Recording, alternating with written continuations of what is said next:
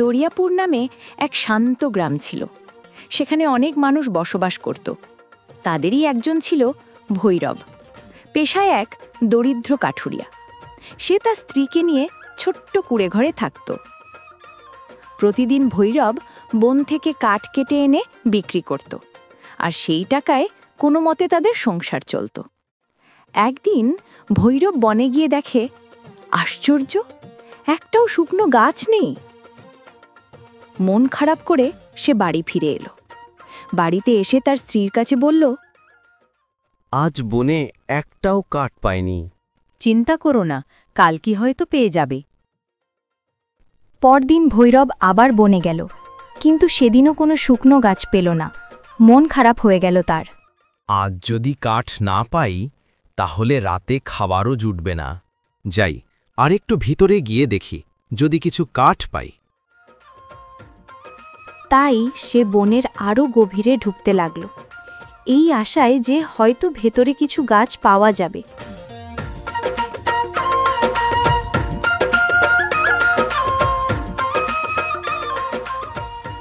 ওই তো দেখা যাচ্ছে অনেকগুলো শুকনো কাঠ।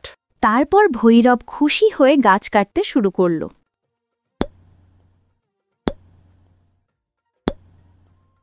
কাটতে কাটতে সে এত ভেতরে চলে গেল যে আশেপাশে আর মানুষের কোনো চিহ্ন নেই। হঠাৎ তার চোখে পড়ল একটা বিশাল শুকনো গাছ দাঁড়িয়ে আছে। সে কুঠার তুলল। ঠিক তখনই অদ্ভুত একটা আওয়াজ ভেসে এলো, আমাকে কেটো না, দয়া করে আমাকে কেটো না। কে কথা বলছে? কেউ আছো?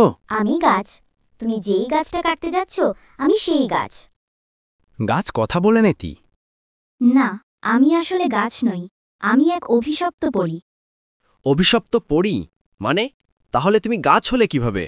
একদিন আমি খুব ক্লান্ত ছিলাম, তাই এক বড় গাছের নিচে বিশ্রাম নিচ্ছিলাম।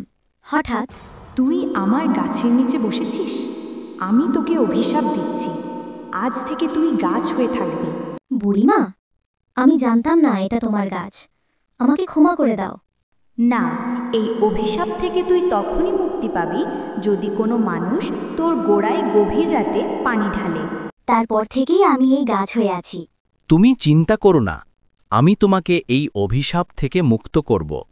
কিন্তু গভীর রাতে এই জঙ্গলে অনেক ভয়ানক পশু পাখি বের হয়, তোমার বিপদ হতে পারে।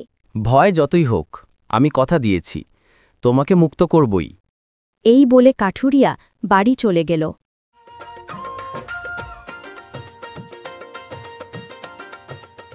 সেই রাতে ভৈরব সাহস করে একটা পানির পাত্র নিয়ে বনে গেল।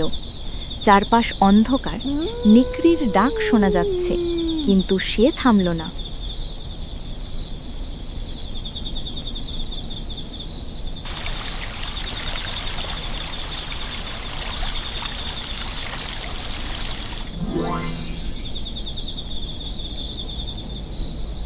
তুমি আমাকে মুক্ত করেছ, আমি তোমাকে আশীর্বাদ দিচ্ছি। এই নাও স্বর্ণমুদ্রায় ভরা এক কলস, আর মনে রেখো, যদি কখনো আমার দরকার পড়ে শুধু মনে মনে আমায় স্মরণ করবে, আমি চলে আসব। এই বলে পরী আকাশে মিলিয়ে গেল। ভৈরব সেই কলস নিয়ে বাড়ি ফিরে এলো। সেই থেকে সে আর তার স্ত্রী সুখে শান্তিতে জীবন কাটাতে লাগল। গ্রামের লোকেরা প্রায়ই বলে, ভালো কাজের ফল একদিন না একদিন ফিরেই আসে।